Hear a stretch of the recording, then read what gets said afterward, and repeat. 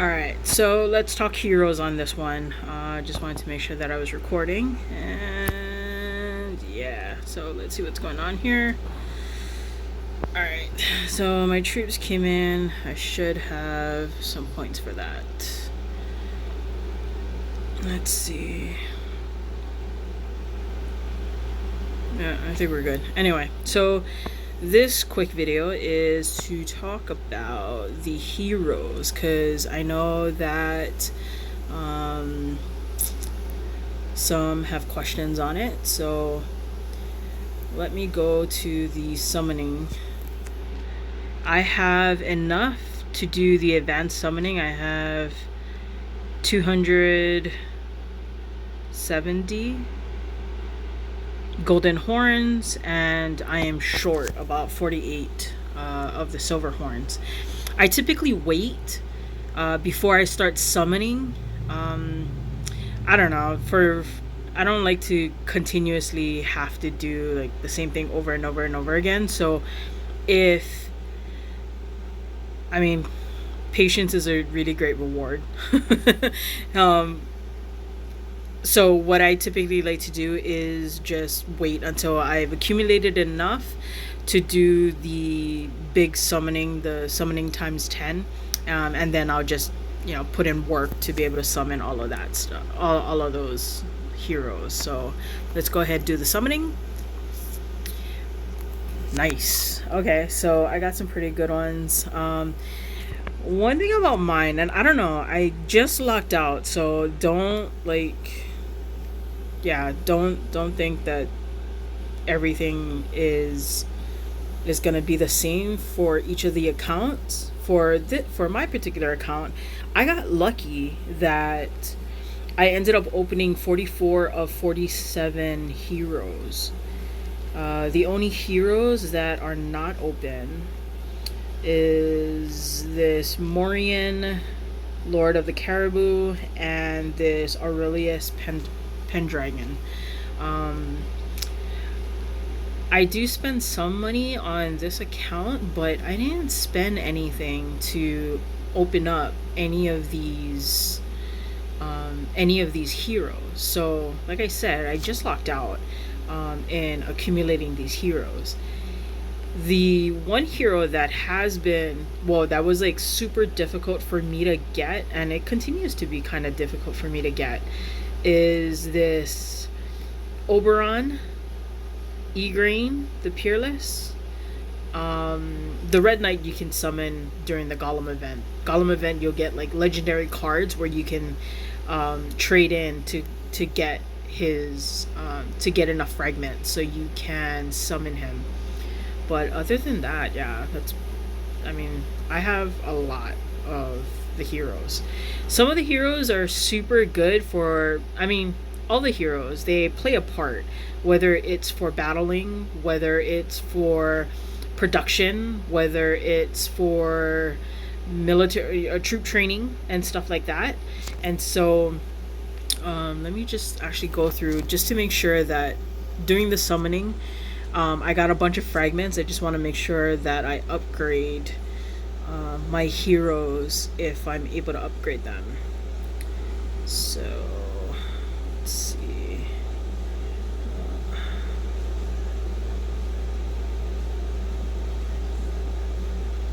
Bear with me while I do this. Oh, okay, so I can upgrade this one.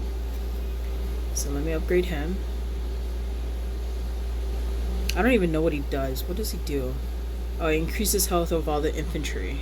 Okay. Oh, wait. And then I gotta open up his skills. Now, these skills are not activated until he's appointed to the Hero Council. But I like to make sure that if I need to use them and I can appoint them, that all of their skills are going to be available. So make sure that you're constantly keeping up on your heroes. Then let's see. Oh, Sonata, I can upgrade him. Perfect. So now I can open that. Okay. Who else? let's see.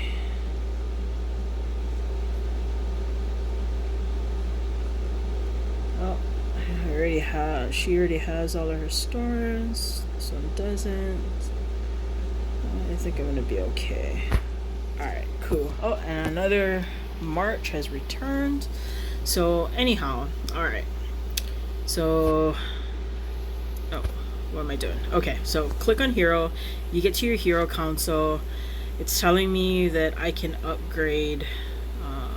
Oh, well, I can only upgrade 2 levels. So what I like to do, because kind of OCD that way, I like to make sure that all of my heroes are upgraded fairly evenly. And one, it's not just because of the OCD. There are times where I appoint different heroes to the council. I want to make sure that they are already leveled up so that I can use the skills that they come with. So, for example, in fact, before I even get to the example, let me see what I got here. Lady Rana is actually really good. I want to make sure I upgrade her. And how about I just upgrade it to 25? I like even numbers. Perfect. And I can open this one.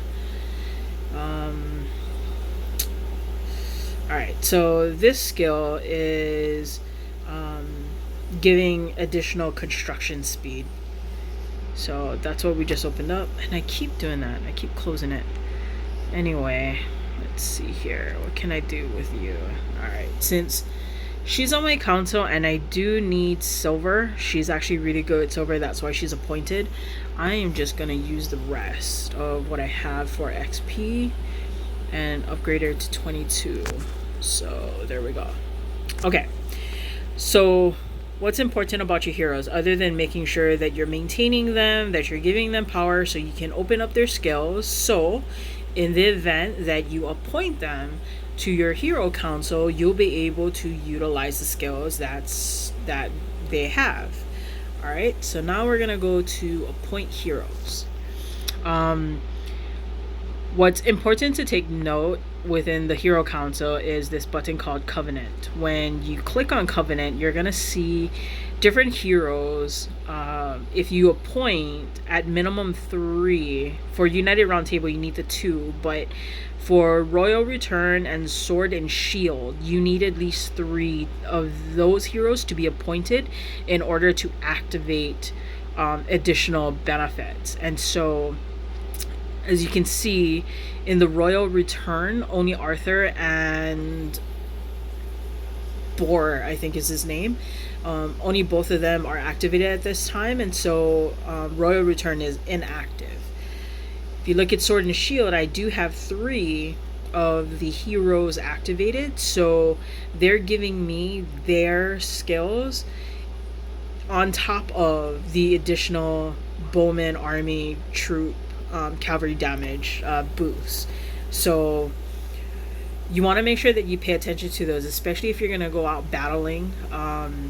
These are battling benefits, obviously. I mean, bowman damage, attacks, march capacity and stuff. And so this is something to be mindful of when you're going to be going out to go battle. And you want to make sure that Royal Return and Sword and Shield gets activated. Now,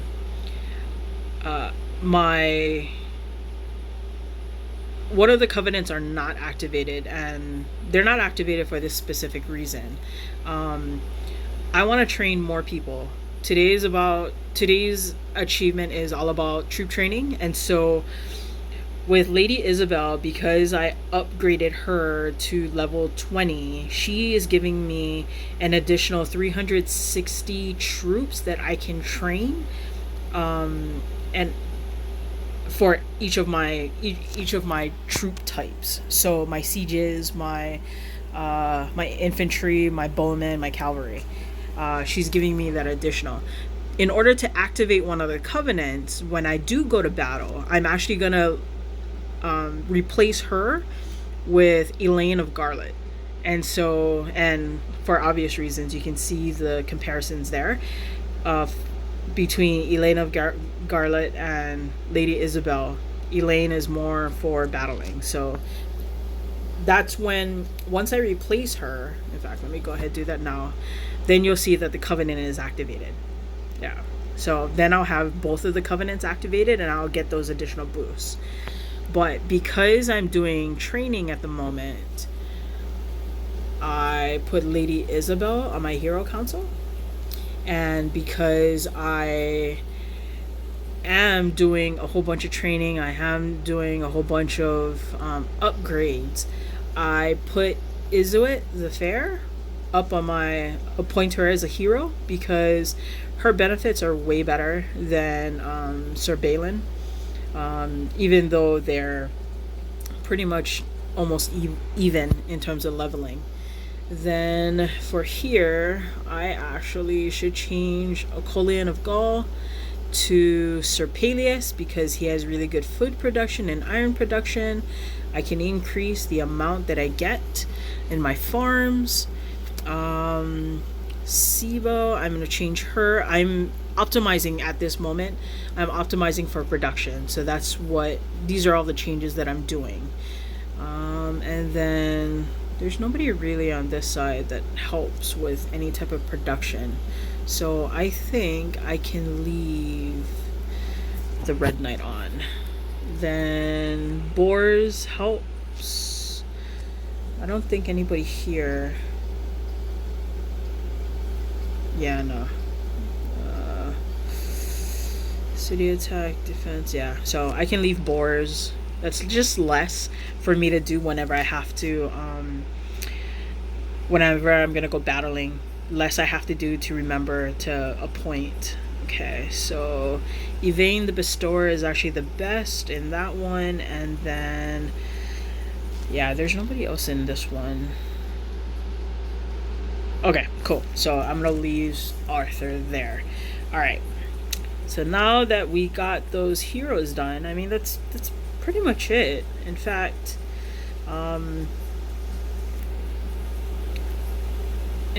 when I go to my equipment, this is all my gathering equipment. This is what I use to do production and gathering. I'm gonna go on more info and show you that where I'm at for stats. So wood gathering speed is really good. My food production, food gathering, iron production is really good. I want to try to get these numbers, this silver production, silver gathering speed, above 50 if I can get them above 50. The only way that I can do that is to go into research to be able to get this up. But and I optimized my player profile. I optimized my gaming for production when I first started, and I did that because I wanted to grow as quickly as possible. And the only way to grow as quickly as possible, obviously, is, most of you know, resources is it. That's pretty much the name of the game for you to continuously grow. So when I did that, I focused primarily on all of my research, a good portion of it, on economy, and that's how I ended up getting like all the way up to pretty much there. And then when I started getting a little bit stronger and I got new armor, I had death, and I was able to enhance it all the way. I got tips and tricks from some of the bigger boys that actually like to battle, and they were telling me if I want to start battling or even just protect the hive a lot better, that I should just focus on development and combat. So let's start off with development. In development, you'll notice I went all the way to the end already for this development portion. And this is important, one, because you can decrease the upkeep, your upkeep. Every time you train troops, you're gonna have to maintain them, and they eat a lot of food. So by doing the upkeep, you'll be able to decrease just some of that, just some of the costs it has that you're gonna naturally have just by having them. But another thing about development, the reason why he recommended to me to focus on development and combat for battling is because you increase your troop load, you increase your hospital capacity, you increase your stamina recovery, and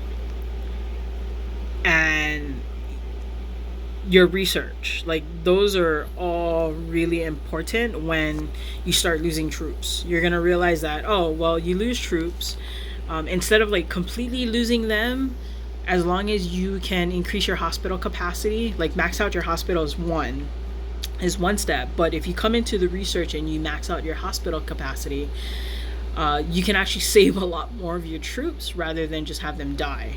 And then in the wounded conversion, you can also make sure that a good portion of the killed troops get actually converted to just wounded instead of dying off as well. And then, of course, training speed. Whenever you lose those troops, you have to replace them so you can rebuild your army. Training speed is super important. Making sure that your troops are well equipped going into battle. Research speed also helps because we also research combat.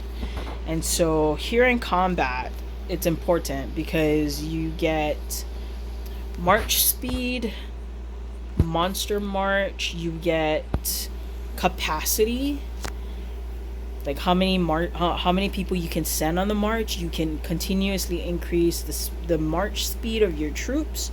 You can increase how many march slots that you get. March speed, you can do troop formations, and that's actually really helpful, so you don't need to keep messing around with who you're sending on what type of event for troops. I found it to be helpful. March capacity, march slots, those are like really the bigger benefits out of researching combat. But you also get these additionals. But you also get these additionals like your bowman defense. You always want to increase all of these stats. Right now I am researching march capacity 3 just so I can open cavalry. But if you notice that the further in that you go, like the more resource requirements that these take. So that's the only reason why I just like opened. One, I wanted to get my march capacity up. I wanted to have more march slots. And so yeah, I'm pretty much there. Well, almost there. So I have like 3 more slides before I get to the end of this combat. But yeah, I want to get here for the march speed. Anyway, once I can optimize that, then my guys are like, they're super ready. After that, defense is important. Don't get me wrong, guys. Like, defense is super important. Especially if your castle is gonna get attacked and stuff. But in the end, yeah, just be ready like to go on the offensive. The traps and everything are more defense, so just make sure you're really good like offensively. Because sometimes at least in this game, a good offense is actually a really good defense too. So there's that. So that kind of covers the heroes, and yeah, and battle, I guess. The heroes and making sure that you're researching for battle optimization, or your heroes and optimizing for production. And so yeah, let me know if you have any other questions, and I can hopefully create another one of these and post it up for you. Hope you guys have a good one.